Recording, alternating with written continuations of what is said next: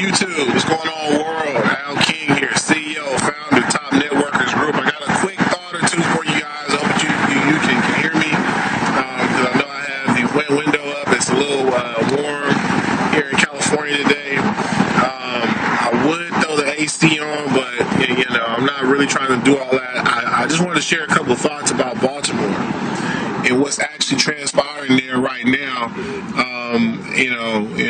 As of the past 48 hours, with riots breaking out in the city of Baltimore. Let me just say straight from the top that I don't condone violence. I don't condone riots. But I do understand why it happens. To quote the late great Dr. Martin Luther King, a riot is the language of the unheard. And also to echo what Dr. King pointed out, after the riots that were going on during his time, what you'll notice is, yes, there's damage to property, but there's not damage to persons. At least not generally speaking. We heard that there were about 15 to 17 police officers who were injured, not killed. Meanwhile, ladies and gentlemen, that's the problem. That's what's facing us, is black men and women are being killed. And it just didn't start. Like, I was talking about the riots that were happening during Dr. King's day. Those riots happened after a black man was killed by the police, and there was no justice served. And in all of the riots that we've seen, especially during my lifetime, the LA riots after Rodney King, that happened because a black man was beaten nearly to death and on camera, and the police were found not guilty. And this was on top of so many things that had happened here in LA during that time. From Tawana, Bradley getting shot by the Asian lady at the liquor store, including the black woman who was killed in her car while she was asleep. These are things that have really happened. And since that time, just in the past couple of years, we've seen Trayvon Martin killed by George Zimmerman, who was like a policeman. He was the neighborhood watch. He was friends with the police. He was in training. He was pretty much a arm of the police, or at least he was treated like one. We saw Michael Brown. And regardless of what you feel about what happened in that store, no man deserves to die, especially at the hands of the people who are supposed to be protecting and serving us. We've seen Tamir Rice killed by the police. We've seen John Crawford killed by the police. We've seen Eric Garner killed by the police.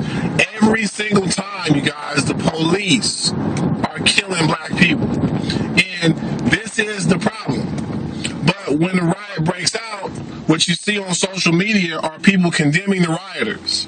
No one's condemning the police. No one's condemning the system that is continually doing black people wrong.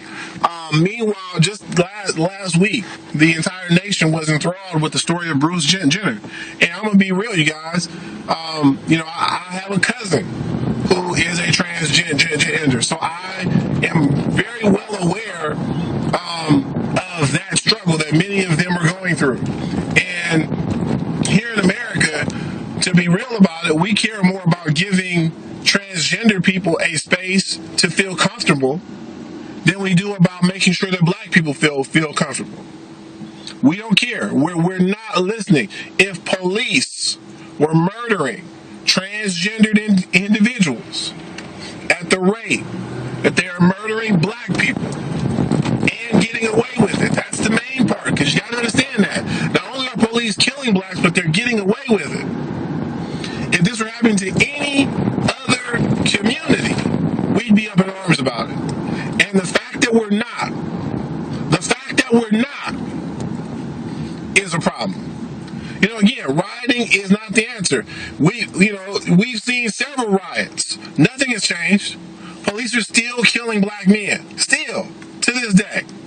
And so the answer for the black community, and I'm just going to speak directly to us because we can't wait for non-blacks to care about us.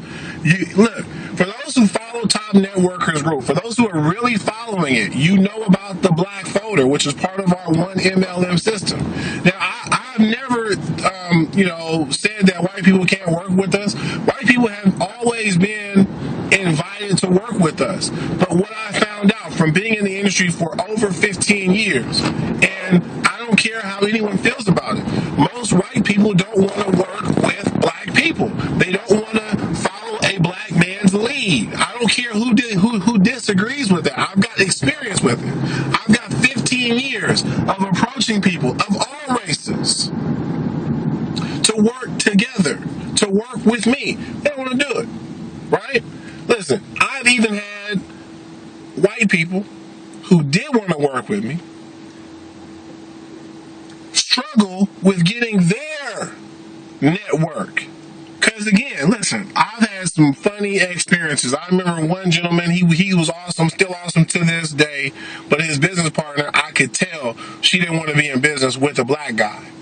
Because she was all hyped. She was all excited about, the opportunity to work to get together. And we get on a three-way call. And apparently she must not have known that I was black because she had nothing to say. Nothing. Nothing at all. And that always rubbed me a little wrong because it's like, all right, you're all excited about us working together. Here we are on the phone and you don't even have anything to say. Shortly after, she stopped being involved with our partnership, and I believe it made my other business partner, it made things difficult for him because he wants to work with both of us. He's a good dude. I had another gentleman tell me that some of his relatives didn't mind listening to him, but they didn't want to get on a phone call with me and other black folks talking. He told me this. That they just didn't feel comfortable bringing their people around. And, this harkens to the Donald Sterling controversy that we saw, where it seemed like his biggest problem with V. Stiviano was not that she was cheating on him and seeing other men, because even though he was cheating on his wife, so some men are like that. They don't want their person that they're cheating with to cheat on them, right? Which is crazy. But his biggest problem was not that. His biggest problem was that she was being seen in public with black people. See, racism, even though it's not always about hate and dislike, that's mostly what it's about. However, it wouldn't harm black people if we got ourselves together economically. Economics, ladies and gentlemen, is the true nature of racism. It is about groups who stick together to control resources. It is an actual race to control resources. One of the biggest problems that the black community has in America is that it has been divided. The black community itself does not actually exist because we don't have enough common interests. We're too busy fighting against one another. We're too busy trying to please everyone else. We have the same stigma that affects other races. We talk about how black lives clearly don't matter to non-black people. Well, black life doesn't matter to black people either. But it's because we're in the society that tells all of us that black life is not important. So there have to be at least a handful of us who will unplug from that rhetoric, who will unplug from those old ways of thought, and who will follow someone, because we can't all lead, you guys. We can't all do it. Listen, I had a guy who hit me up the other day. I'm gonna make a video about the gentleman, because I really got my own self into it. I commented on his page that we business people don't support one another. So a couple days later, this gentleman inboxes me and asks me to buy some of his t-shirts. Now, again, I got my own self into it. I'm pretty much understanding what he's doing. He wants me to support his business, especially since I'm out here talking about how business people don't support one another. But this is why I'm going to make a special video just for this gentleman. I wrote a blog about a year ago where censored one of his posts. I then made a video about the blog where I talked about his post, and I'm sure that all the stuff I did sent traffic his way. Yet this gentleman has never left a single comment on any of my social media pages. He's never been on the black folder leaving a single comment. Not one. Not once has he sent any of his audience my way. There was no public thank you for the shout out in the blog. And look, I didn't do those things for a public shout out. I didn't do those things so he would return that favor. That's not why I did those things. I did those things because I agreed with his message and I wanted other people to be exposed to it. And unfortunately, this is our problem as black people. We often don't support the very people that support us. See, here I am supporting this gentleman's message. I might not be putting any financial dollars into his message. Because look, all of us can't always do that. But we can at least have a kind word. We can at least spread the message. We can at least put each other out there so somebody else who does have the finances can chip in. Now, I'm not going to sit here and say I don't have the finances for that, brother man, but I will say it's a little odd that he would ask me for support without ever, in the past 2 or 3 years, ever offering any of his.